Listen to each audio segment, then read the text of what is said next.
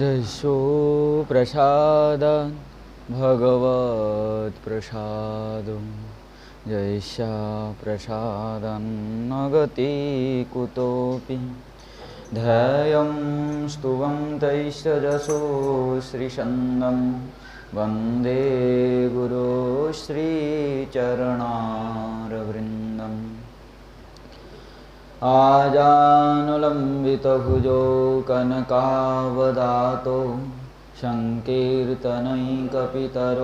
कमलायताक्षो विश्वम्भरो द्विजवरो जुगधर्मपालो वन्दे जगत्प्रियकरो करुणावतारो।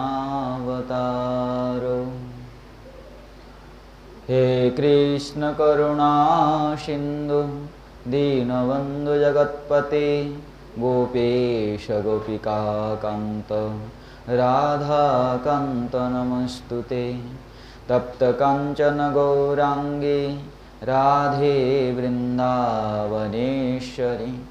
वृषभानुसुते देवी तं नमामि हरिप्रिये।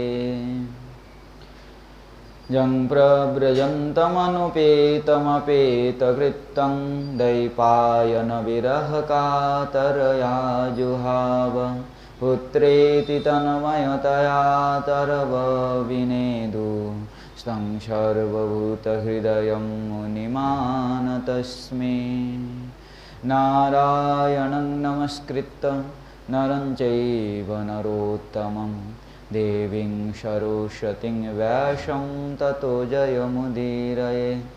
उर्वदिव्यरूपधारि नटवरवेषिणं गोधूलिधूसरतनू शिखिपुच्छधारिणं कटितटे पीतधटे वनमालवेष्टितं धनञ्जयपण्डितेन कृष्णप्रेमदर्शितं। जय रूप सनातन भट्ट रघुनाथ श्रीजीवगोपाल भट्ट दास रघुनाथ। एछाय गोसाई करी चरण वंदन जा हईते विघ्ननाश अभीष्टपुराण।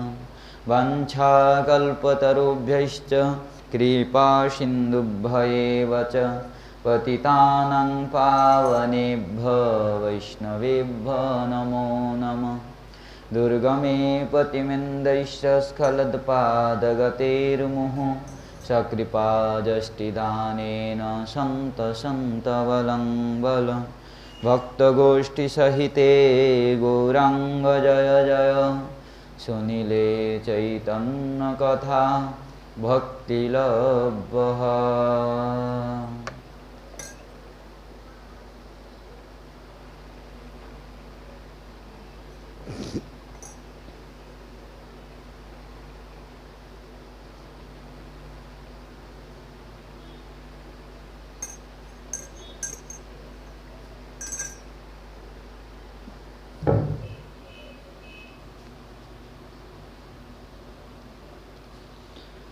श्री श्री भक्तमाल ग्रंथः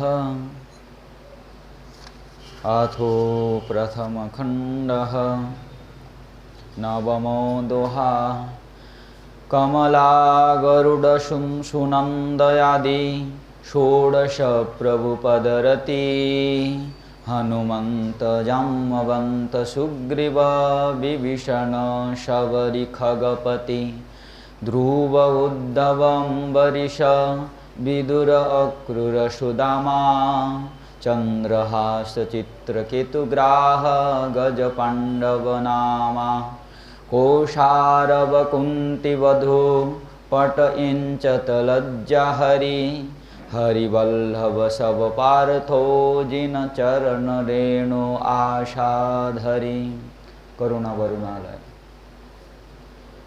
सर्वावतार सार शिरोमणि कलिजुग पावन अवतार परम करुणा घन विग्रह प्रेमदाता भक्तवत्सल भक्त प्राणधन पतित पावन श्रीमन नित्यानंद प्रभु श्री कृष्ण चैतन्य महाप्रभु श्री श्री राधा रमन लाल जी गुरु महाराज जी समस्त वैष्णव वृंद मातृवृंदेर अशिष्ट पानुकंपाय আমরা বৈষ্ণব শ্রেষ্ঠ শ্রী নাভাজিকৃত ভক্তমাল গ্রন্থের প্রথম খণ্ডের নবম দোহার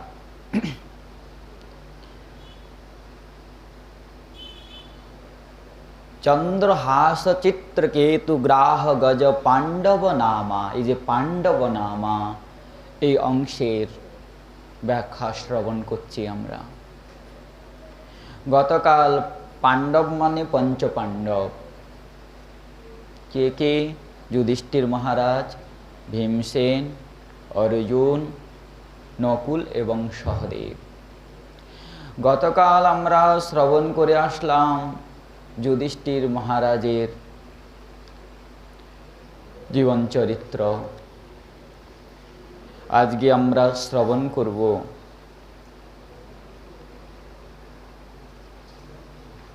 ভীমসেনের জীবন চরিত্র। শাস্ত্র ভীমকে বলছেন ভীমের চরিত্র শ্রবণ করলে কি লাভ হবে।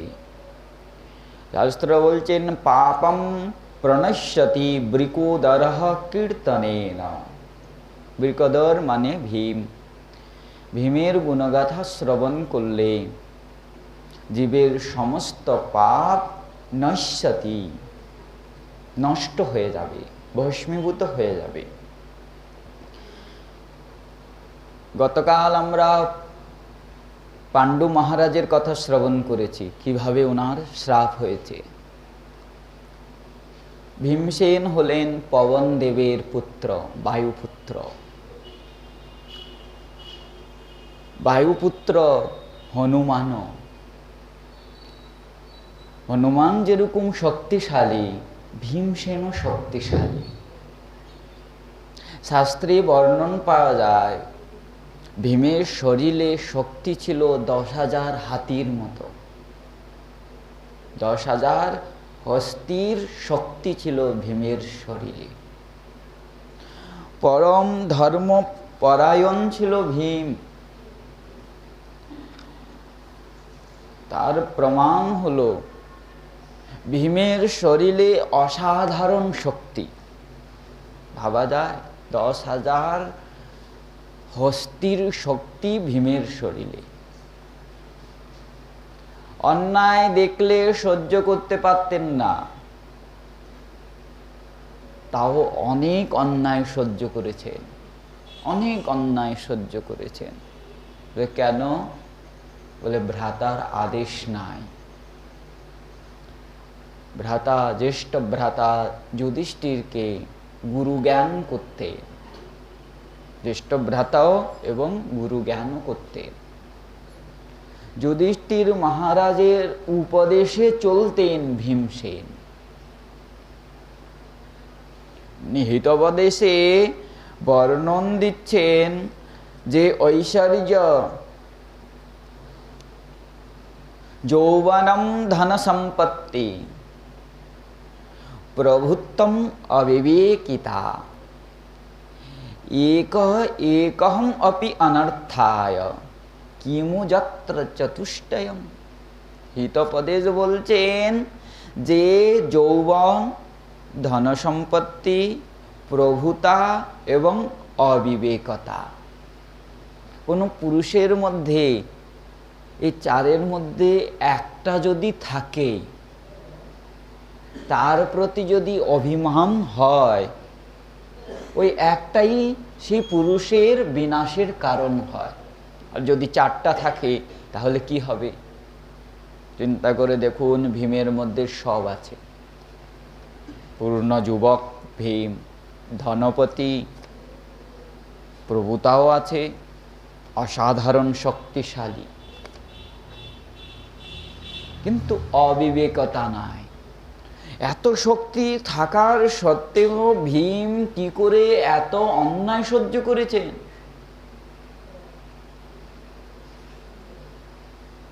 এত বড় অধর্ম তো আর সম্ভব নয় যে দুঃশাসন করেছে, দুর্যোধন করেছে। রাজসভার মধ্যে কুলের নারী সম্মান পঞ্চপাণ্ডবের স্ত্রী দ্রৌপদীকে দুঃশাসন চুলে ধরে টানতে টানতে নিয়ে আসলো সভায়, নির্বস্ত্র করার চেষ্টা করলেন। দেখার পরেও সহ্য করে গেছেন। বলে কিসে? বলে জ্যেষ্ঠ ভ্রাতা যুধিষ্ঠিরের আদেশ নাই। এটাও সম্ভব সহ্য করা? বলে হ্যাঁ সম্ভব, একমাত্র ভক্তের জন্য সম্ভব। যার হৃদয়ে ভক্তি আছে, ওই ভক্তি দেবী রক্ষা করেন ইহন অবস্থায়। ভক্তি দেবীর বিশেষণে বলেন, ভক্তিষু গোবিন্দ স্বরূপ কর্তি ভবরোগ ধরতি, প্রেমৈক ধরতি ভবরোগ হন্ত্রী। ভক্তি দেবীর বিশেষণে চতুর্শন নারদকে বলছেন, ভক্তি দেবীকে বলছেন, হে ভক্তি দেবী, আপনি হলেন ভক্তের হৃদয়ে গোবিন্দের স্বরূপ প্রকট করিয়ে দেন এবং গোবিন্দের বসার যে আসন প্রেম, সেই প্রেম প্রকট করিয়ে দেন এবং মনুষ্যের জীবের হৃদয়ে যে ভবরোগ, ভবরোগ কাকে বলে? কাম, ক্রোধ, লোভ, মোহ, অহংকার, অভিমান, এ হলো ভবরোগ। সেই ভবরোগকে বিনাশ করে দেন। এত অত্যাচার, এত অনীতি দেখার পরেও ভীমসেনের কেন ক্রোধ উৎপন্ন হলো না? বলে ভীমসেনের হৃদয়ে আছে অগাধ ভক্তি, অগাধ ভক্তি।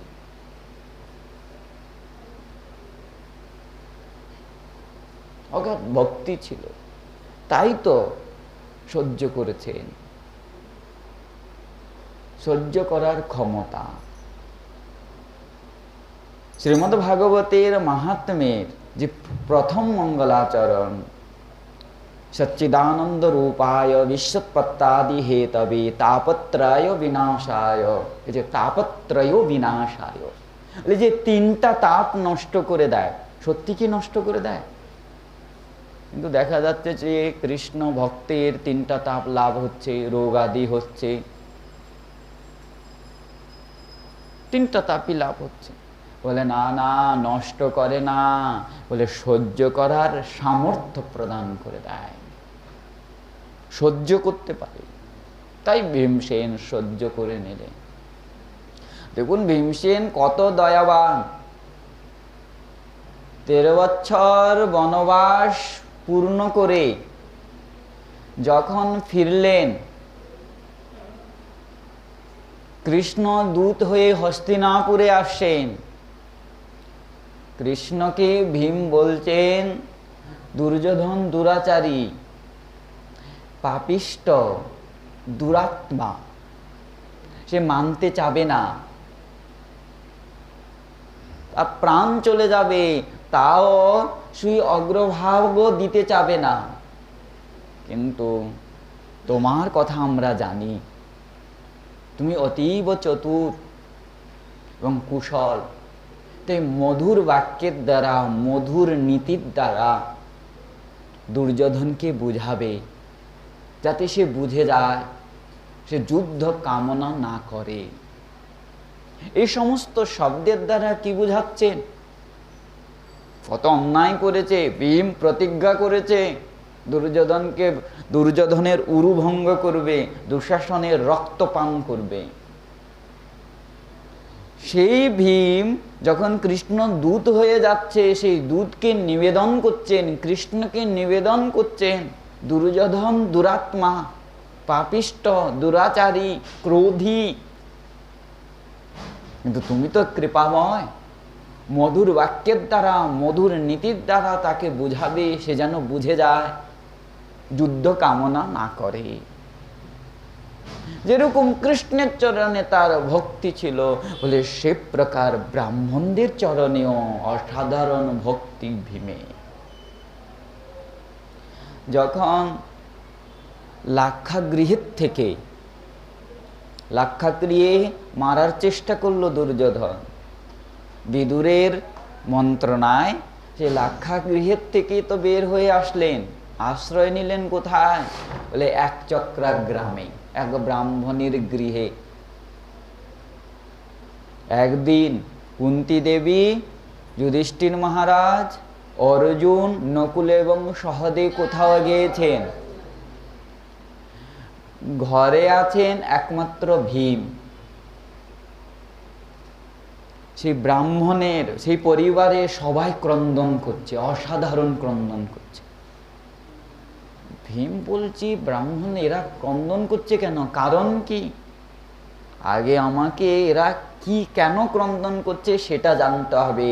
তাই জ্ঞায়তাম ঐশ্বহ যদ দুঃখম যতশ্চৈব সমুত্থিতম, কেন দুঃখটা উৎপন্ন হচ্ছে এটা জানতে হবে। বিদিত্বা ব্যবিশেষ্যামি যদ্যবিষা দুষ্করম, জানার পরে সে দুঃখ দূরীভূত করতে হবে। সে যদি দুষ্কর হয়, আমার প্রাণও যদি ত্যাগ করতে হয়, আমি প্রাণ ত্যাগ করব, তাও ব্রাহ্মণের দুঃখ দূরীভূত করব। ব্রাহ্মণকে জিজ্ঞাসা করলেন, ব্রাহ্মণ বলছে, গ্রামের অনতি দূরে এক রাক্ষস বাস করে, তার নাম বকাসুর। সে আগে এসে গ্রামের থেকে পশু পক্ষী মানুষদেরকে ধরে নিয়ে যেত। তাই গ্রামবাসীরা একত্রিত হয়ে তার সঙ্গে সমঝোতা করেছে। বলে কি, বলে প্রতিদিন, প্রতি মাসে আমাকে যদি আহার পাঠাও, বলে সে আহারের মধ্যে কি, বলে শকট ভরা ভোজন, তার সঙ্গে 2টা বৃষ গরু আর একটা মানুষ, যে যাবে সে আর ফিরবে না। আজ সেই ব্রাহ্মণের দিন, ব্রাহ্মণের একই পুত্র, যদি ব্রাহ্মণ যায় সংসার চালানোর কেউ নাই, কর্তা তো সে ব্রাহ্মণ। আর যদি পুত্রকে পাঠায়, কুল রক্ষার কেউ নাই। তাই ক্রন্দন করছে সবাই, কাকে পাঠাবেন? এটা গ্রামের নিয়ম, যেতে হবে। ভীমসেন প্রতিজ্ঞা করলো, আমি যাব। আমার মায়ের 5 পুত্র, এক পুত্র চলে গেল তো কি হলো, আমি যাব। তখনই কুন্তী দেবী আসলেন, কুন্তী দেবীকে জানালেন। দেখুন, মাও হতে হবে কুন্তী দেবীর মতো নির্ভয়ে। কুন্তী দেবী বলছেন ব্রাহ্মণকে, ব্রাহ্মণ বলছে, আপনারা অতিথি আমার গৃহে, অতিথি দেব ভব। ধর্ম আদেশ দিচ্ছে না যে আপনাদেরকে পাঠায়। কুন্তী দেবী বলছেন, আপনার একই পুত্র, আমার 5 পুত্র। এক চলে গেলে আরো 4 জন আছে, আর তোমার এক চলে গেলে তো আর কেউ দেখার নাই, ভীমই যাবে। ভীম গেল শকটে বসে। ওই যেতে যেতে শকটে যা খাওয়ার ছিল, ফল আদি, অন্ন আদি, এতদিন খায় নাই, বনে বনে আর খাওয়ার কোথায়, ভিক্ষায় আর কত পাবে, সব খেয়ে পেট ভরে খেলো। খাওয়ার পরে খালি শকট, বকাসুরের হয়ে গেল ক্রোধ, শুরু হলো যুদ্ধ। অবহেলায় সেই বকাসুরকে ভীম বধ করে দিলেন। যেরকম ব্রাহ্মণের প্রতি শ্রদ্ধা, বলে সেরকম কৃষ্ণের প্রতি অসাধারণ শ্রদ্ধা এবং বিশ্বাস। ভক্তির কি প্রয়োজন? বিশ্বাস, ইষ্টদেবের প্রতি বিশ্বাস, আর কিছু নয়। জরাসন্ধের কারাগৃহের থেকে নিমন্ত্রণ এসেছে। কি নিমন্ত্রণ? প্রার্থনা এসেছে কৃষ্ণের কাছে। এবং ইন্দ্রপ্রস্থের থেকে রাজসীয় যজ্ঞের নিমন্ত্রণ গিয়েছে। কৃষ্ণ মনে মনে ভাবছেন, আমি কোথায় আগে যাব? সে জরাসন্ধের কারাগৃহে যাব, রাজাদেরকে উদ্ধার করব, না যুধিষ্ঠির মহারাজের নিমন্ত্রণ রক্ষা করব, রাজসূয় যজ্ঞ গমন করব? মন্ত্রী শ্রেষ্ঠ উদ্ধবকে জিজ্ঞাসা করলেন।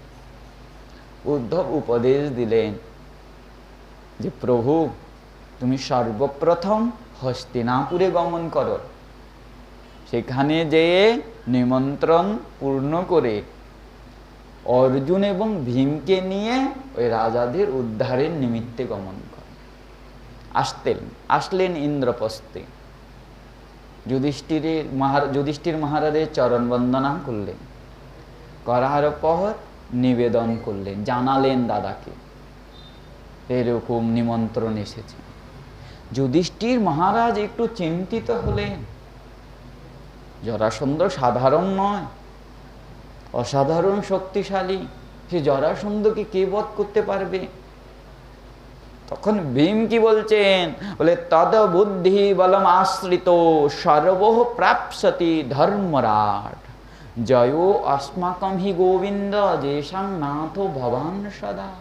যুধিষ্ঠির মহারাজকে বলছেন, হে যুধিষ্ঠির মহারাজ, আপনার বুদ্ধি, আপনার আশ্রয়ে এবং ধর্মের পথে, আর দ্বিতীয় আমাদের রক্ষক হলো সাক্ষাৎ গোবিন্দ।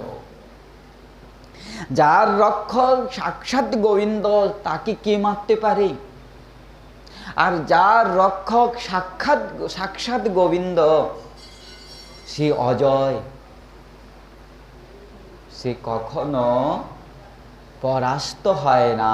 তাই জয় अस्माकं হি গোবিন্দ, আমাদেরই জয় হবে। বলে কোন বিশ্বাসে? বলে আমাদের পক্ষে গোবিন্দ আছে, আমরা গোবিন্দের চরণাশ্রয়ে, গোবিন্দ যেসাং নাথ ভবান সদা, নির্ভয়ে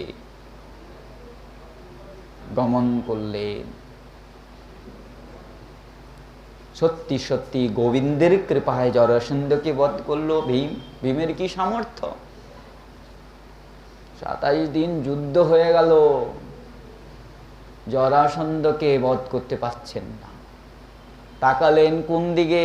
বলে কৃষ্ণের দিকে তাকালেন। কৃষ্ণ কি দেখালেন? বলে একটা কুশ নিলেন, কুশকে 2 ভাগ করে দিলেন, 2 ভাগ করে ফেলে দিলেন। দেখে সে ভীম তাই করলেন, এক পা দিয়ে জরাসন্ধের চরণ পাকে চেপে ধরল, আর হাত দিয়ে আরেকটা পা টানতে টানতে যেরকম বাঁশ চিরে এরকম চিরে দিল, চিরে ফেলে দিল। আবার এসে জয়েন্ট হয়ে গেল। আবার তাকালেন কৃষ্ণের দিকে, কৃষ্ণ আর এক কুশ নিয়ে 2 ভাগ করে 2 দিকে ফেললেন। দেখার সঙ্গে সঙ্গে তাই করলো, জরাসন্ধের মৃত্যু হলো। ভীম কি বধ করতে পারত কৃষ্ণ কৃপা ছাড়া? আর এই কৃষ্ণ কৃপাটা কোথা থেকে মিলেছে? বিশ্বাস থেকে। আমাদের রক্ষক কৃষ্ণ, আমাদের ইষ্টদেব কৃষ্ণ, আমাদের নাথ কৃষ্ণ। আমরা অনাথ নয়, সনাথ। বরদ হস্ত, কৃষ্ণের বরদ হস্ত আমাদের মস্তকের উপরে আছে, সবসময় কৃপা বর্ষণ করছে। খালি ভীমের শ্রদ্ধা নয়, পঞ্চ পাণ্ডবের এতাদৃশ শ্রদ্ধা ছিল। কৃষ্ণ হস্তিনাপুরের থেকে দ্বারকায় গমন করবেন, রথে চড়ছেন। যিনি হলেন সম্রাট, যুধিষ্ঠির মহারাজ সম্রাট, তিনি কি করলেন? বলে সারথীকে, ওই দারুককে রথের থেকে নিচে নামিয়ে দিলেন।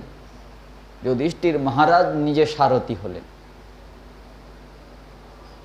অহংকার থাকা উচিত, সম্রাট বলে কথা, কিন্তু বিন্দু মাত্র অহংকার নাই যুধিষ্ঠির মহারাজের। অহংকার কোথায় গেল? ভক্ত কখনো অহংকার করে না। ভক্তের কাছে সর্বস্ব আছে, পাওয়ার পরেও বলে আমার কাছে কিছু নাই, কিছু নাই। সব থেকে শ্রেষ্ঠ ধন প্রেম ধন। তো ভক্তের সব থেকে শ্রেষ্ঠ ধন কি? প্রেম ধন। ভক্ত সেই প্রেম ধনে ধনী, ভক্তি ধনে ধনী। চতুর্শন বলছে সকল ভুবন মধ্যে নির্ধনাস্তে অপি ধন্যা।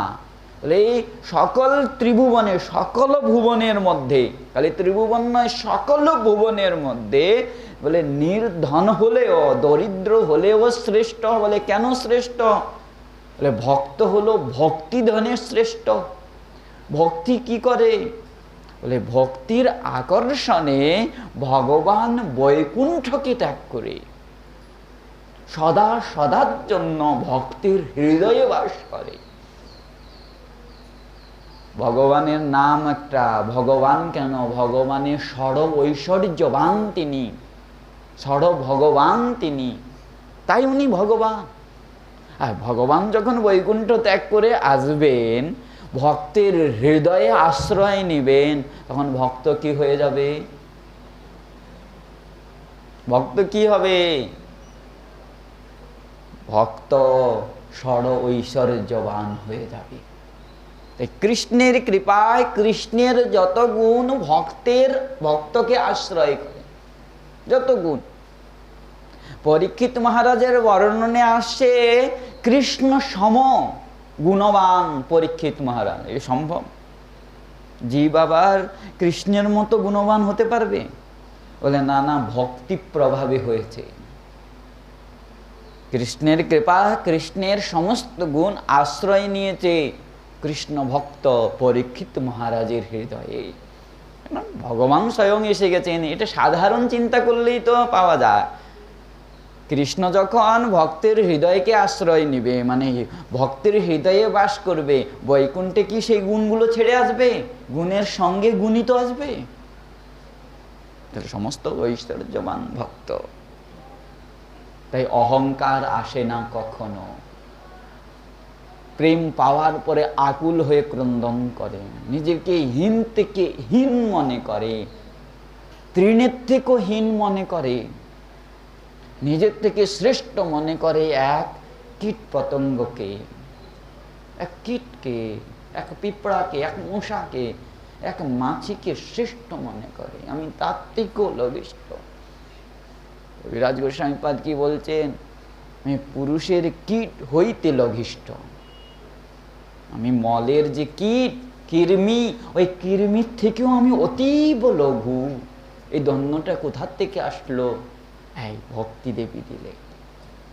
যুধিষ্ঠির মহারাজ সমস্ত অহংকার ত্যাগ করে ওই দারুককে নিচে নামিয়ে আজ নিজে দাঁড়িয়ে সেই সারথি সাজলেন। যখন যুধিষ্ঠির মহারাজ সারথি সাজলেন, তখন সঙ্গে সঙ্গে অর্জুন উঠে রথে পাখা করতে লাগলেন। নকুল সহদেব পাখা করতে চামর ঢোলাতে লাগলেন। ভীম কি করলেন? বলে ছত্রী ধরে দাঁড়ালেন। তাই তথৈব ভীম সেনোপি রথম আরুহ্য বীর্যবান ছত্রম শতশলাকম চহ দিব্যমাল্য উপশোভিতম বৈদুর্যমণিদণ্ডম চহ চামিকর বিভূষিতম দধার তরসা ভীম ছত্রম তৎ সাঙ্গধন্দনা। ভীম সেই রথের উপরে উঠে বৈদুর্য মণিমণ্ডিত সেই ছত্র কৃষ্ণের মস্তকে ধারণ করলেন। এই দেখুন কৃষ্ণের প্রতি শ্রদ্ধা। সেরকম বিনোদীও ছিলেন। এই যে যুধিষ্ঠির মহারাজ, অর্জুন, ভীম, নকুল, সহদেব, কুন্তী দেবী আদি, এনাদের ভক্তি হলো ঐশ্বর্য মিশ্রিত। বাৎসল্য আছে, সখ্যও আছে, আত্মীয় জ্ঞানও আছে, তার মধ্যে ঐশ্বর্য আছে। তাই যখন ঐশ্বর্য আসে তখন প্রভু জ্ঞান করেন, ঈশ্বর জ্ঞান করেন। যখন ঐশ্বর্য দূরীভূত হয়, আত্মীয় জ্ঞান আসে। যেরকম জ্যেষ্ঠ ভ্রাতা কনিষ্ঠ ভ্রাতা পরিহাস করে, মিত্র পরিহাস করে, বলে সেরকম সেই পঞ্চপাণ্ডবের সঙ্গে কৃষ্ণের পরিহাসও হতো। বর্ণন করছেন জয়মিনীশ্বমেধ একটা গ্রন্থ, সেখানে বর্ণন করছেন। বর্ণনে করছেন যুধিষ্ঠির মহারাজ যুদ্ধের পর অনুতপ্ত হন। ব্যাসদেব গোস্বামীপাদ অশ্বমেধ যজ্ঞের উপদেশ দেন। এখন অশ্বমেধ যজ্ঞ করবেন, তাই নিমন্ত্রণ পাঠালেন দ্বারকায়। ভীমকে পাঠালেন। ভীম যখন দ্বারকায় আসলো, শ্রীকৃষ্ণ ভোজন করছিলেন। কৌতূহলী কৃষ্ণ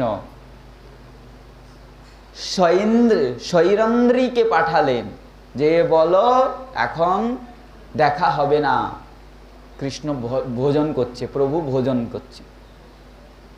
ভীমকে বলল, যখনই শুনলো ভীমের মান সম্মানে লেগে গেল। কোনো আত্মীয় যদি আসে, অপরিচিত আসলে এটা বলা যায় যে আমি এখন ভোজন করছি, এখানে আসবে না। কেউ প্রিয়জন যদি আসে তাকে কোনোদিন বাধা দেয়? কৃষ্ণ বাধা দিল। এতে কি হলো? ভীমের মান সম্মানে লাগলো। পরিহাস শুরু করলেন। পরিহাসে বলছেন যে কৃষ্ণের মাতা দেবকী দেবী কি স্বর্গবাস হয়েছে, যে কৃষ্ণ একান্তে একলা প্রসাদ পাচ্ছে, ভোজন করছে, কেউ যেতে পারবে না? না, সত্যভামাদি মহিষীগণ তিনাদেরও স্বর্গবাস হয়েছে, দুঃখে একান্তে ভোজন করছে।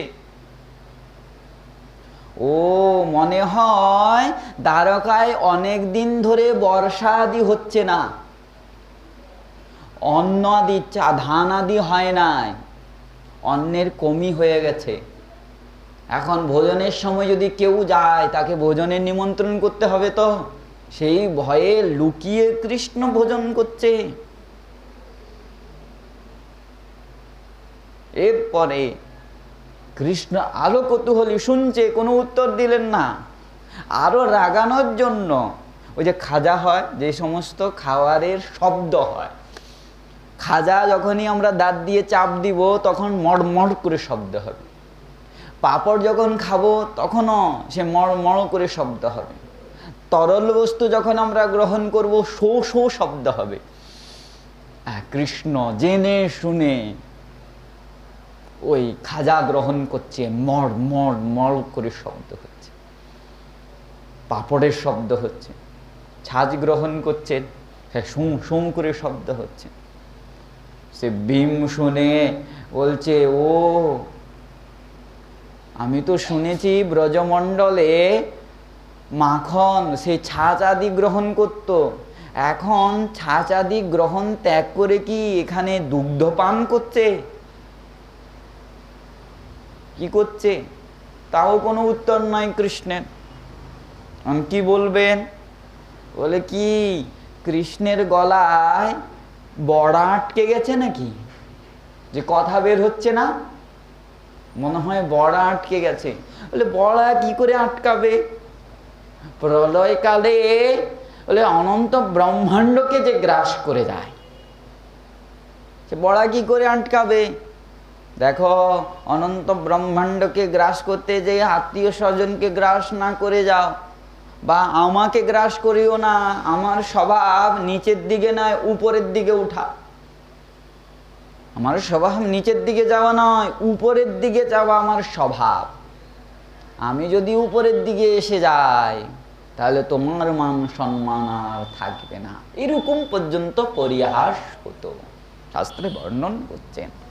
এই পরিহাস শ্রবণ করে আমাদের কি অনুভব হয়? কৃষ্ণের সঙ্গে এর মধ্যে কিন্তু ঐশ্বর্য নাই। কৃষ্ণকে কনিষ্ঠ ভ্রাতা বা সখা, মিত্র মনে করছেন। মিত্রকেই এরকম শব্দ বলা যায়। তাই এই পঞ্চপাণ্ডবদের ভক্তি কখনো ঐশ্বর্য মিশ্রিত হয় আর কখনো শুদ্ধ। কুন্তী দেবীকে দেখুন, কুন্তী দেবী প্রণাম নিতেন, বর্ণন আসবে কুন্তী দেবীর। যখন দেখলেন উত্তরার গর্ভে প্রবেশ করে কুরুবংশের অন্তিম বীজ পরীক্ষিত মহারাজকে রক্ষা করলেন, নিজ পুত্র পঞ্চপাণ্ডবকে রক্ষা করলেন, দেখে তখন ঐশ্বর্য উৎপন্ন হলো।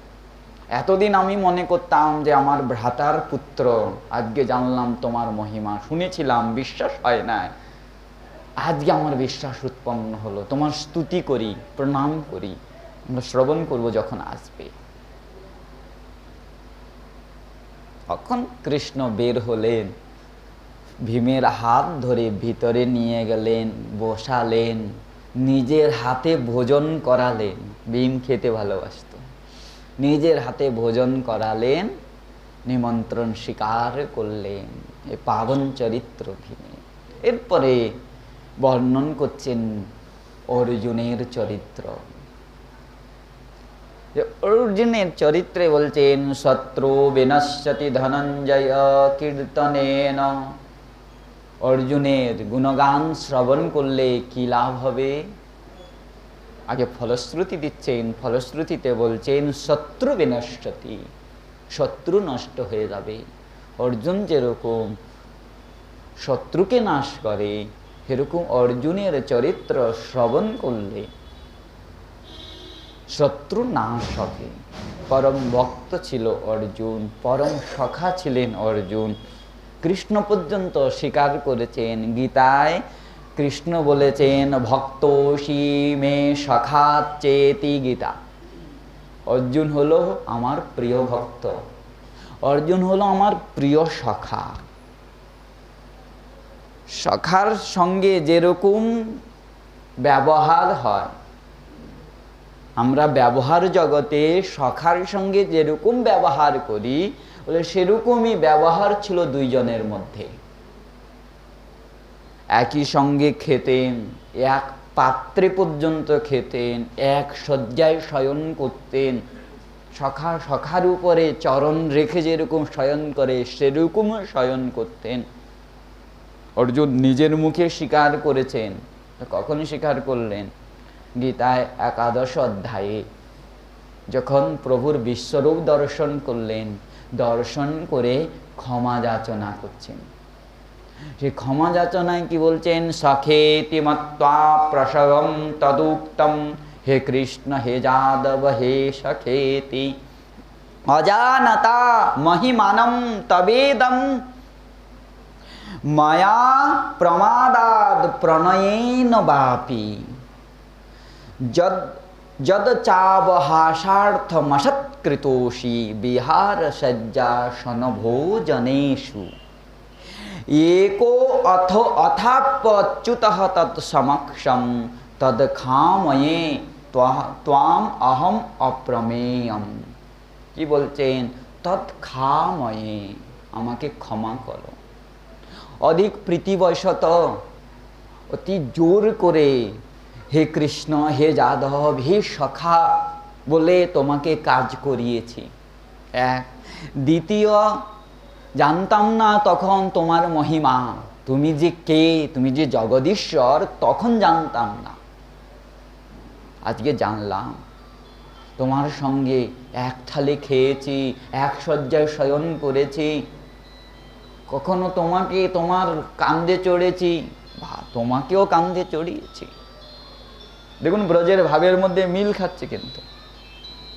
কিন্তু কেন ব্রজের সখার মতো হতে পারলেন না? এটা ভগবান বলছেন চৈতন্য চরিতামৃতে।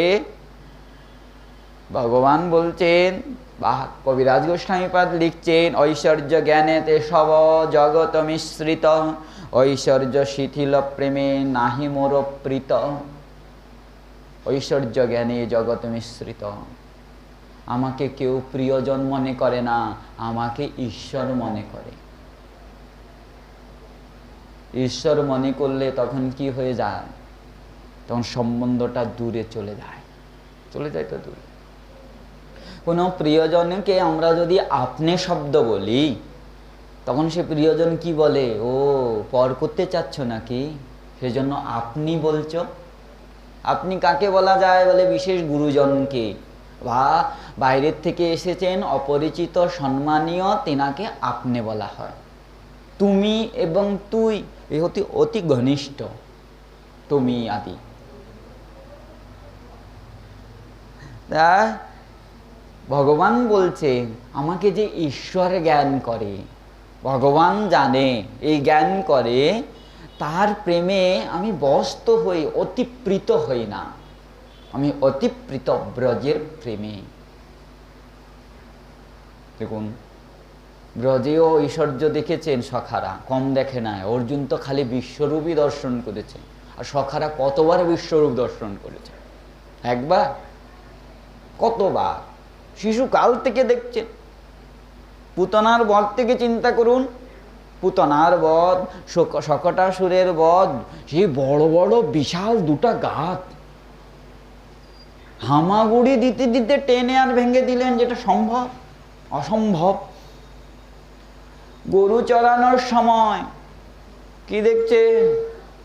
অঘাসুরকে বধ করছেন, বিশাল অঘাসুর, সেই কায় গুফার মতো।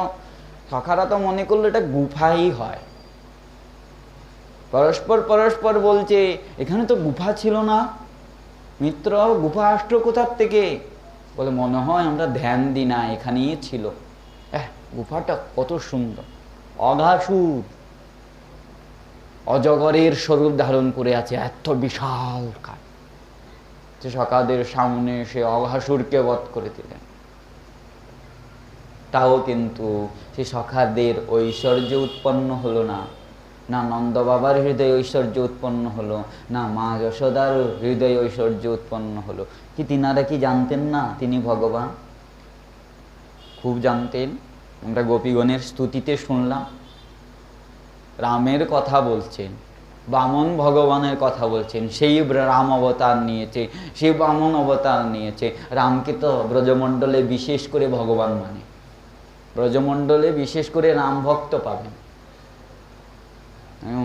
সকালবেলা ঘুমের থেকে উঠে দেখা হলে গুরুজনকে কি বলে? রাম রাম। রাম ভক্ত, হনুমানের ভক্ত, শিবের ভক্ত।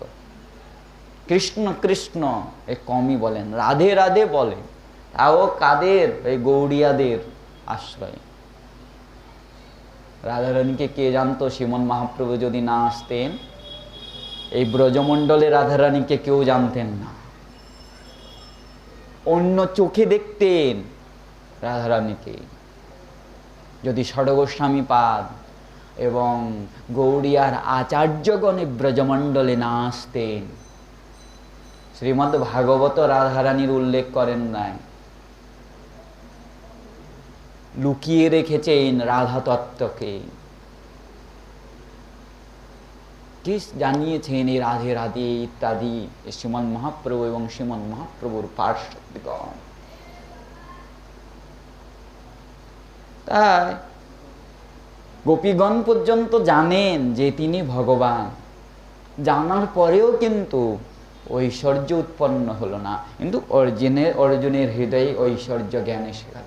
বিশ্বরূপ দেখার সঙ্গে সঙ্গে চরণে লুটিয়ে পড়ে, ষষ্ঠাঙ্গে পড়ে প্রার্থনা করছেন, হে প্রভু, হে প্রাণনাথ, হে কৃপাময়, হে জগদীশ্বর, আমি অপরাধ করেছি।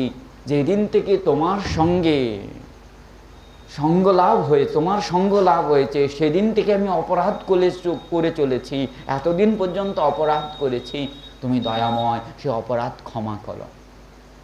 এতে কি প্রভু সন্তুষ্ট হলেন? কখনো না, প্রভু সন্তুষ্ট হন না।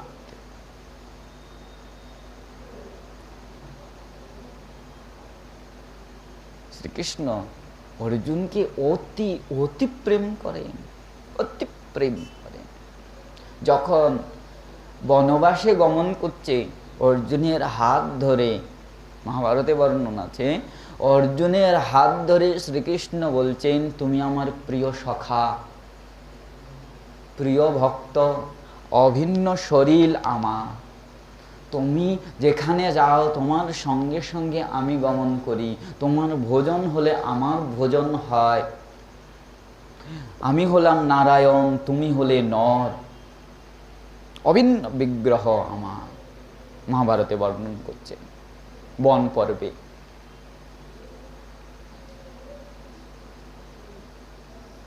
আরো অর্জুনের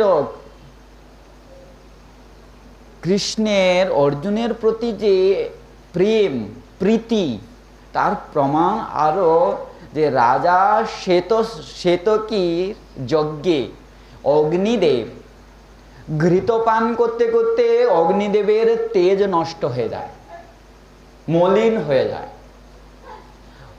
অগ্নিদেব আসলেন কৃষ্ণ এবং অর্জুনের কাছে, প্রণাম করে নিবেদন করলেন প্রভুকে এবং অর্জুনকে যে তোমরা কৃপা করে আমাকে আহার দাও, খাণ্ডববনের আহার দাও। আমি মলিন হয়ে গেছি, আমার তেজ নাই, আমার ক্ষুধা লেগেছে। তাই এই খাণ্ডব বনের আহার রূপে আমাকে প্রদান করো। অর্জুন স্বীকার করে নিলেন। শ্রীকৃষ্ণের সাহায্যে সে খাণ্ডব বন দাহ করলেন, পূর্ণ বনকে ভস্মীভূত করে দিলেন। বন যখন ভস্মীভূত হয়ে গেল, অগ্নিদেব সন্তুষ্ট হলেন, প্রসন্ন হলেন, প্রসন্ন হয়ে প্রকটিত হলেন, বলে আমি বর দিতে চাই। অর্জুন প্রণাম করে কি বর চাইলেন? বলে সমস্ত দিব্যাস্ত্রের বর চাইলেন। আর কৃষ্ণ কি বর চাইলেন? কৃষ্ণ বর চাইলেন বাসুদেবোপি জগ্রাহ প্রীতিপার্থেন শাশ্বতীম দদৌ শূরপতিশ্চৈব বরং কৃষ্ণায় ধীমতে।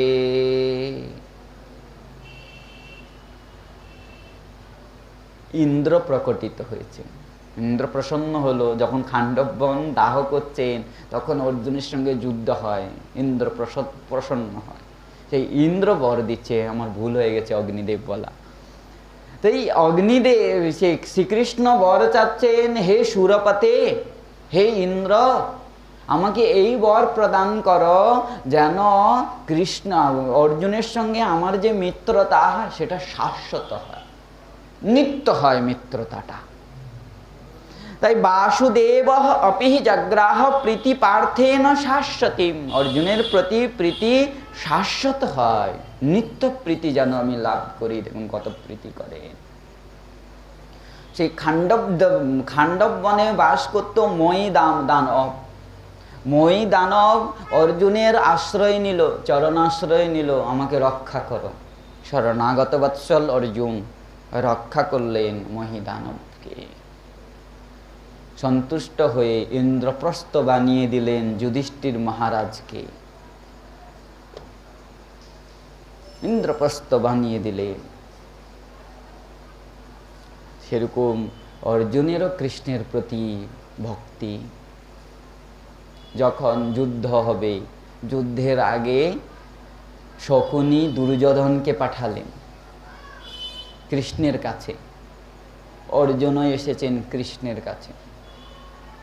দুর্যোধন আগে এসেছে, কিন্তু অহংকার বশত কৃষ্ণের মস্তকের সামনে বসে আছে।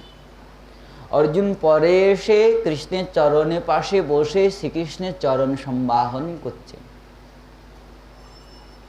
নিদ্রা যখন ভঙ্গ হলো, জাগরিত হলেন প্রভু, দৃষ্টি কার উপরে পড়বে? দুর্যোধনের উপরে না অর্জুনের উপরে? অর্জুনের উপরে পড়ল। অর্জুনকে জিজ্ঞাসা করছে, হে মিত্র, কেন আসা হলো? উপর দিয়ে শব্দ আসছে, মাথা দিয়েও শব্দ আসে, বলে না আমি আগে এসেছি, আমাকে জিজ্ঞাসা করবে আগে। দুর্যোধনের ভয় হয়ে গেল, অর্জুনকে জিজ্ঞাসা করছে, অর্জুনকে যদি বর দিতে যায়, অর্জুন যদি সব সৈন্যদেরকে মেগে নেয়।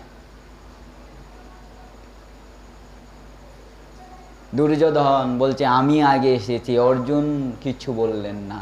কৃষ্ণ বলছে আমি তো দেখেছি অর্জুনকে আগে, অর্জুনের অধিকার বর মাগা আগে। কি চাই, কি প্রয়োজন বলো? অর্জুন বলছে দুর্যোধনই আগে মাগুক। দুর্যোধন কি মাগলেন? না না, অর্জুনই আগে মাগলেন। কি মাগলেন অর্জুন? বলে আমার কিছু চাই না প্রভু, আপনাকে চাই। আমার কিচ্ছু চাই না, আপনাকে চাই। দুর্যোধন তো আনন্দে বলে ভালোই হলো, সৈন্যগুলো সে নারায়ণী সৈন্যকে মাগলো না, 1 অরব নারায়ণী সৈন্য, নারায়ণী সৈন্য মাগলো না, মূর্খ অর্জুন। কিন্তু অর্জুন কি বলছেন? প্রভু, কৃষ্ণ বলছে আমি তো অস্ত্র ধারণ করব না, আমাকে নিয়ে কি হবে? বলে অস্ত্র ধারণ করার প্রয়োজন নাই, আমার সঙ্গে যদি থাকো, তুমি যদি সারথি বনো, কর্ণধার বনো, তাতেই আমার সব লাভ হয়ে যাবে, অবশ্যই বিজয় লাভ হবে। কত বিশ্বাস দেখুন। কৃষ্ণকে সারথি বানালেন। সারথি মানে কি? এই শরীরের সারথি হলো মন। এই মনই পতনের কারণ, এই মনই মুক্তির কারণ। কপিল ভগবান দেহতী মাতাকে বলছেন, মাতে এই মনই আমাদেরকে অধঃপতনে নিয়ে যায়, নরকের রাস্তা খুলে দেয়, আর এই মনই মুক্তির রাস্তা খুলে দেয়।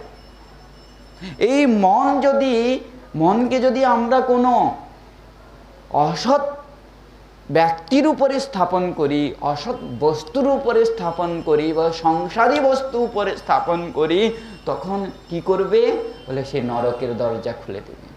তো এই মনকে যখন কোনো শুদ্ধ সাধক বৈষ্ণবীর উপরে, বৈষ্ণবের চরণে স্থাপন করব, দুটাই মোহ হচ্ছে, দুই জায়গায় মোহ লাগছে। আত্মীয় স্বজনের উপরে, সংসারের উপরে, কোনো অসৎ পুরুষের উপরে, অসৎ বস্তুর উপরে যখন আমরা স্থাপন করছি, সেটাও মোহ বলা হবে। আর বৈষ্ণবের উপরে যখন মোহ, কারোর গুরুদেবের উপরে, কারো বৈষ্ণবের উপরে, বৈষ্ণবের লক্ষণ অবশ্যই দিয়েছেন, বলে সেই মোহ কি করবে বলে মুক্তির দ্বার খুলে দিবে। বলে মোহ আবার মুক্তির দ্বার খুলে দেয়? বলে হ্যাঁ। ওই জন্য শরীরের সমস্ত ইন্দ্রিয়ের সারথি হলো মন, বুদ্ধি, মন। এই যেরকম যেখানে নিয়ে যাবে, গুরু মহারাজজির মুখে শুনেছি কোনো শিষ্যকে উনি উপদেশ দিচ্ছেন, বাবা মন তো বড় চঞ্চল, এক জায়গায় থাকে না, আর তুমি যদি মনের পিছনে ছুটো কোনো রাস্তা পাবে না, মনের পিছনে ছুটা যাবে না, মন তো চঞ্চল, প্রতিক্ষণে চায়, মনের আশা কি পূর্ণ করা যায়? অসম্ভব। তাহলে অসম্ভব যেটা, কেন আমরা সেই মনের পিছনে ছুটব? শাস্ত্র কি বলছে? বৈষ্ণবরা কোন পথে চলেছেন, আচার্য পাদগণ আমাদেরকে কোন পথ দিয়ে গেছেন, সেই পথে যেতে হবে বুদ্ধির দ্বারা, ওই পথকে আশ্রয় করতে হবে। অর্জুন দেখুন সারথি বানালেন কাকে? কৃষ্ণকে সারথি বানালেন। যার সারথি কৃষ্ণ, সে কি বিজয় লাভ হবে না? তাকে কার ক্ষমতা আছে জয় করবে? সারথি যদি গুরুদেব হন, আমরা গুরুদেবের কথায় যদি বসে উঠে যাই, যেখানে উনি যেই পথ দেখাচ্ছেন, যেই উপদেশ দিচ্ছেন, অক্ষরে অক্ষরে পালন করি, তাহলে আমরা কি সেই যুগলকিশোরের সেবাকে লাভ করব না? বলে অবশ্যই লাভ করব। যজ্ঞ সারথি অবশ্যই প্রয়োজন আছে, যজ্ঞ কাণ্ডারি অবশ্যই প্রয়োজন আছে। গুরুদেবকে কি বলছেন? কাণ্ডারি, ভবনদী ভব সমুদ্র পার করার নৌকার কাণ্ডারি হলো গুরুদেব। ওই নৌকা বাহক যে এইদিকে নৌকা নিয়ে যাবে, নৌকায় যে বসে আছে সে সেই দিকেই যাবে। সারথি অর্জুনকে যেই দিকে নিয়ে যাবে, সারথি চাইলে রথী মহারথীকে বাঁচাতে পারবে, আর সারথি চাইলে মহারথীকে মারতেও পারবে। ভীষ্মদেব ওই দিনই মেরে দিতেন অর্জুনকে। কে রক্ষা করেছেন? কৃষ্ণই রক্ষা করেছেন। জরাসন্ধের বলি জয়দ্রথের দিনেই অর্জুন মারা যেত, কে রক্ষা করেছেন? সারথি কৃষ্ণ রক্ষা করলেন। কৃষ্ণের চরণে কি দিলেন? খালি সারথি বানান নাই, বলে সর্বস্ব কৃষ্ণের চরণে প্রদান করে দিলেন। সমস্ত যেরকম যুদ্ধ জয় করেছেন, সেরকম পরমার্থ জয় করেছেন অর্জুন। ওই যুদ্ধ সভার মধ্যে কৃষ্ণ 18টি অধ্যায় সম্পূর্ণ গীতারূপী উপদেশ প্রদান করলেন। গীতারূপী উপদেশ, শ্রীকৃষ্ণের মুখগলিত এই গীতা। শ্রীমদ্ ভাগবত বলছেন সুখমুখাদ অমৃত দব সংযুতম, আর গীতা হলো শ্রীকৃষ্ণের মুখামৃত। বিশেষ করে কে পান করেছেন? এই অর্জুন পান করেছেন। কৃপা।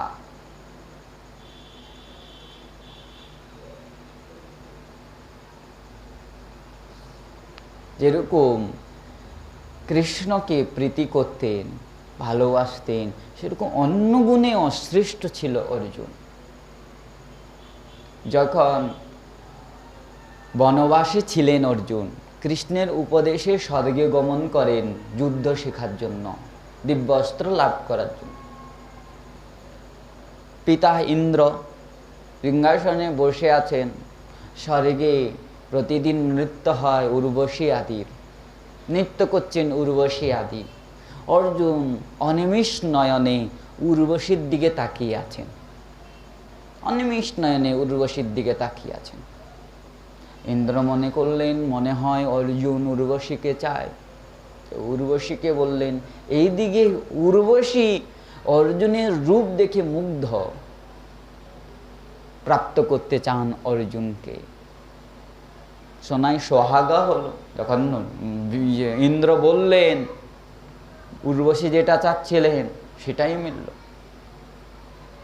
সাজলেন উত্তম উত্তম অলঙ্কার আদির দ্বারা। উর্বশীর আবির্ভাব হয়েছে নরনারায়ণ ভগবানের উরুর থেকে, তাই উর্বশী। নরনারায়ণ ভগবান তপস্যা করছেন, ইন্দ্রের ভয়ে হয়ে গেল আমার সিংহাসন না নিয়ে যায়। অপ্সরীদেরকে পাঠালেন তপস্যা ভঙ্গ করার জন্য, নৃত্য করছে তপস্বী নরনারায়ণ ভগবানের সামনে। নরনারায়ণ ভগবান হাসলেন, বলে তোমরা কি সুন্দরী, তোমাদের থেকে অধিক সুন্দরী। সুন্দরীর গ্রাম সমুদ্র আমার উরুতে বাস করে, দেখো। উরুর থেকে সৃষ্টি করলেন উর্বশীকে। সবাই লজ্জিত হয়ে গেলেন, দান করে দিলেন ইন্দ্রকে সেই উর্বশী, পরম সুন্দরী উর্বশী। আবার সাজলেন, সেজে যখন একান্ত গৃহে, অর্জুন যেখানে বাস করছে গৃহে, যে গৃহে আছে সেই গৃহে প্রবেশ করলেন। উর্বশীর হাব ভাব দেখে, অঙ্গভঙ্গি দেখে অর্জুন বুঝে গেল কি চায় উর্বশী দেবী। তাও অর্জুন কিছু বললেন না, স্থির হয়ে বসে আছেন। বাধ্য হয়ে উর্বশী সাক্ষাতে কামনা করলো। যখনই কামনা করলো, অর্জুন সম্বোধন করলেন যে তুমি হলে আমার মা, মাতা। উর্বশীর হয়ে গেল ক্রোধ, বলে কি করে মাতা? অর্জুন তত্ত্ব দেখালেন, পূর্বকালে আমাদের পূর্বপুরুষ উরুরবার স্ত্রী ছিলেন আপনি।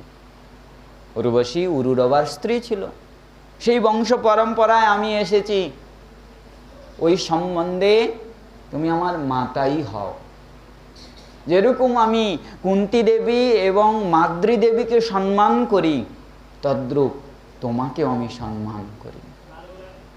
আমি মাতার দরজা দিতে পারি, পত্নীর দরজা দিতে পারবো না। উর্বশী রয়ে গেল ক্রোধ, দিলেন অভিশাপ, 1 বছর যাবৎ নপুংসক হয়ে ওই স্ত্রীদের সঙ্গে তুমি নৃত্য করবে। অভিশাপ শিরোধার্য করে নিলেন। দেখুন,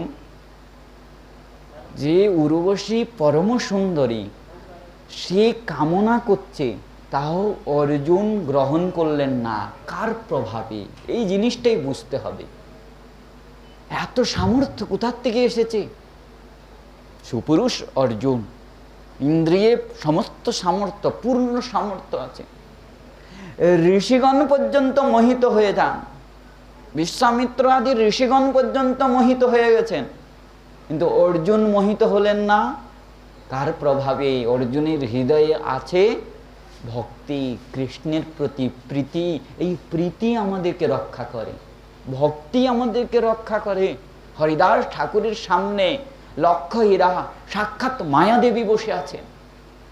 লক্ষ্য হীরা এক নারী, সাধারণ নারী, সুন্দরী হতে পারে কিন্তু সাধারণ নারী, তার নশ্বর শরীর, কিন্তু সাক্ষাৎ মায়াদেবী বসে আছেন, মোহিত করার জন্য বসে আছেন। তাও মোহিত করতে পারলেন না। কার প্রভাবে? ভক্তির প্রভাবে। কোনো ভক্তের হৃদয়ে যখন ভক্তি এসে যায়, তার সমস্ত অনর্থ দূরীভূত হয়ে যায়। কাম, ক্রোধ, লোভ, মোহ, অহংকার, অভিমান, মাৎসর্য সব নষ্ট হয়ে যায়। এই জগতের ধন তার কাছে কি হয়ে যায়? বলে মাটি, লষ্টবাদ। তার সামনে যত নর নারী, পুরুষ, বৃক্ষ, লতা, পশু, পাখি কি হয়ে যায়? বলে একজন ইষ্টদেব। কি দেখেন? সব নর নারী, কীট পতঙ্গের শরীরে একমাত্র দেখেন ইষ্টদেবকে। অর্জুন আজ শিব ভক্তি প্রভাবে নিজেকে রক্ষা করতে পারলেন উর্বশীর থেকে। অর্জুন, ইন্দ্র যখন শুনলেন প্রসন্ন হলেন। ঋষিগণ পর্যন্ত যার অঙ্গভঙ্গিতে রূপে মোহিত হয়ে যায়, অর্জুন তুমি তার কাছ থেকে রক্ষা পেলে। আর তোমার যেই শ্রাপ এ তোমার কল্যাণের জন্য হয়েছে। 12 বছর বনবাসের পর যে 1 বছর অজ্ঞাতবাস করতে হবে, এই সহায় হবে। তাই হলো বিরাট রাজের গৃহে নর্ত শিক্ষিকা রূপে নিযুক্ত হলেন অর্জুন। নর্তন শিখালেন, নৃত্য শিখালেন উত্তরাকে। উত্তরা তো শিষ্যা অর্জুন।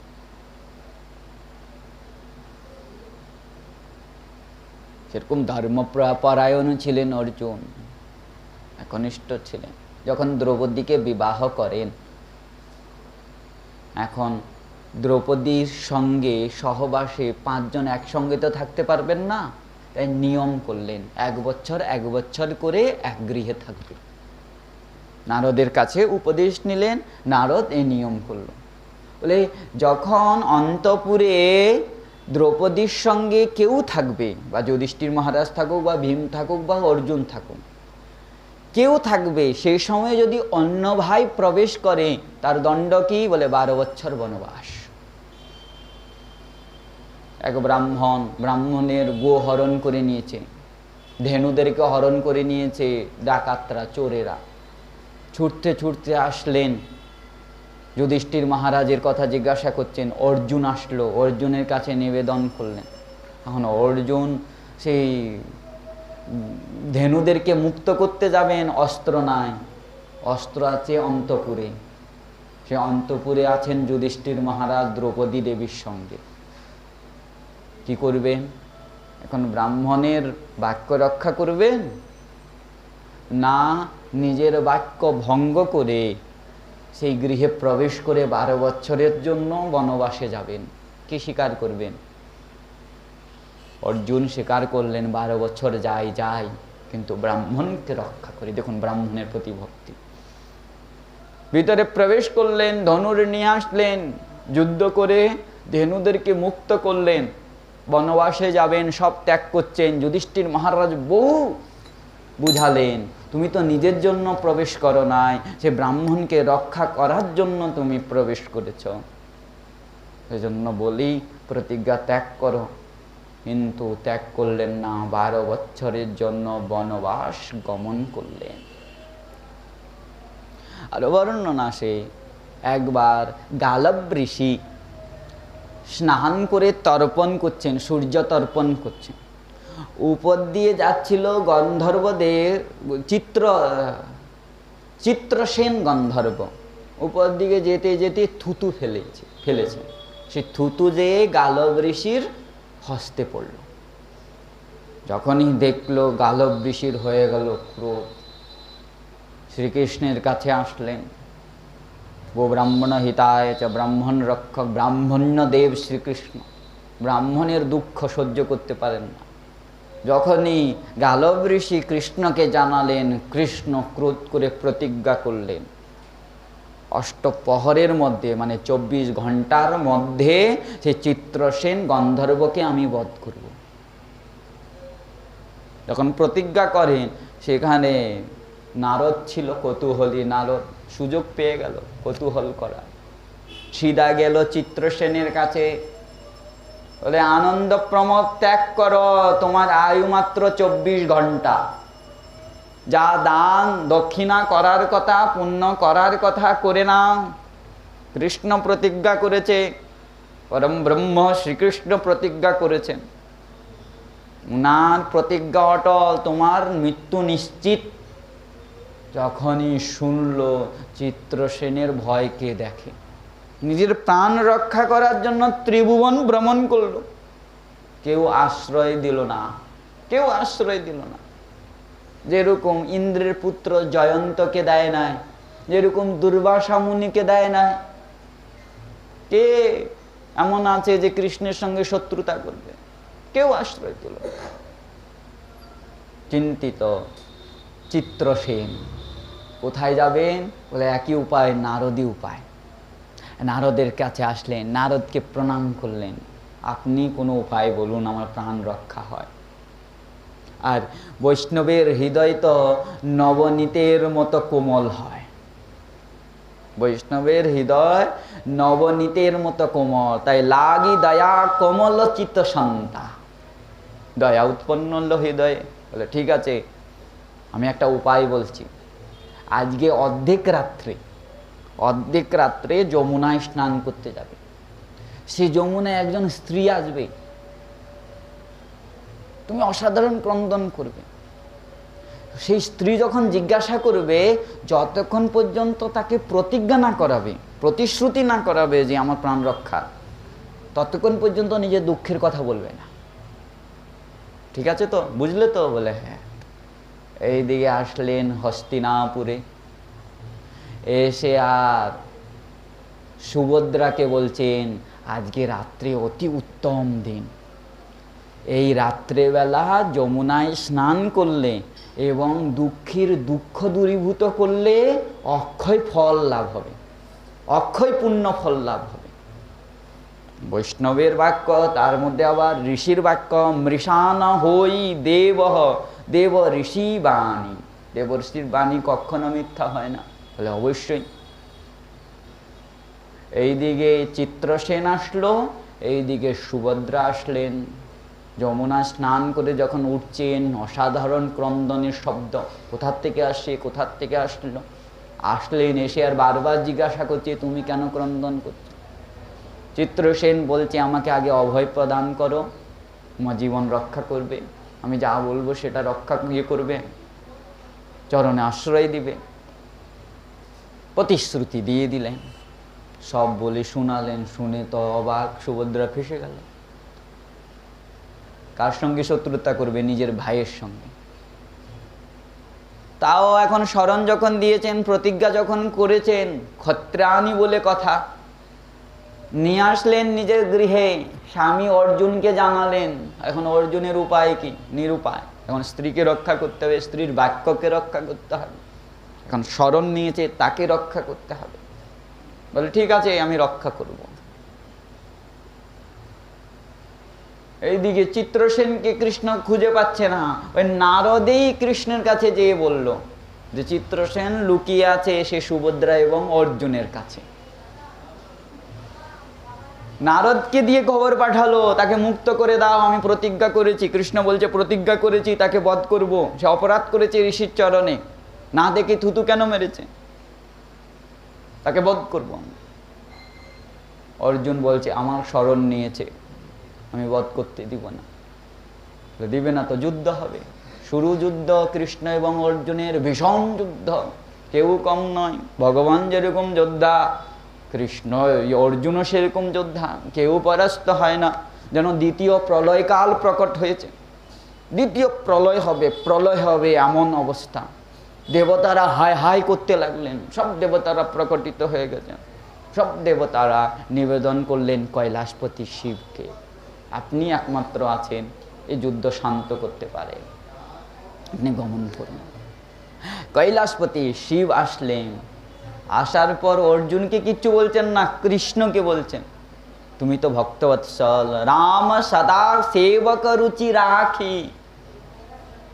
তুমি তো ভক্তবৎসল, সবসময় ভক্তের রুচিকে রক্ষা করো, ভক্তের বাক্যকে, ভক্তের প্রতিজ্ঞাকে রক্ষা করো। বেদ পুরাণ সাধু সুর সাক্ষী, বেদ পুরাণ সাধু দেবতাগণ সবাই সাক্ষী আছে। কেন তুমি নিজের হটকে ত্যাগ করছো না? তুমি ত্যাগ করো। বলে ইহ নাই রীতি ন রাউরি হই, লোক হু বেদ বিদিত নাহি গই। কৃষ্ণ ছাড়বে না। তাও কৈলাসপতি যখন বুঝালেন, বোঝানোর পর শান্ত হলো, প্রতিজ্ঞা ত্যাগ করলেন। কৃষ্ণকেই ত্যাগ করতে হলো, উপায় নাই। অর্জুন ত্যাগ করলো না, শরণবৎসল শরণাগত হয়েছে চিত্রসেন, কি করে ত্যাগ করতে পারে? তখন প্রতিজ্ঞা ত্যাগ করলো, গালব ঋষির হয়ে গেল ক্রোধ। বলে আমি অভিশাপ দিব, কৃষ্ণ সুভদ্রা এবং অর্জুনকে ভস্ম করবে। সুভদ্রা আগিয়ে আসলেন, আগিয়ে বলছে আমি যদি সত্যি কৃষ্ণ ভক্ত হয়ে থাকি, আর আমি যদি সত্যি পতিব্রতা হয়ে থাকি, তাহলে ঋষির হাতের থেকে জল পৃথিবীতে পড়বে না। সংকল্প করবেন তো পৃথিবীতে পড়বে, তবে তো ভস্মীভূত হবে। বলে পৃথিবীর থেকে পড়বে না, পৃথিবীতে পড়বে না। আটকে গেল জল, কোনোরকমে আর পড়ে না। গালব ঋষি বুঝতে পারলেন চিত্রসেনের তো কোনো অপরাধ নাই, যাচ্ছিল থুতু ফেলেছে, সেই করে মানে হস্তের মধ্যে পড়ে গেছে। ওই জন্য অনুতাপ উৎপন্ন হলো, বুঝতে পারলেন, তারপর সবাইকে ক্ষমা করলেন। এই বর্ণনা আছে সৎ কথা অঙ্কে। এরপরে যে বর্ণন করছেন শ্রীমন মহাপ্রভুর কৃপায় আমরা আগামীকাল শ্রবণ করব। জয় রাধে, শ্রী রাধে।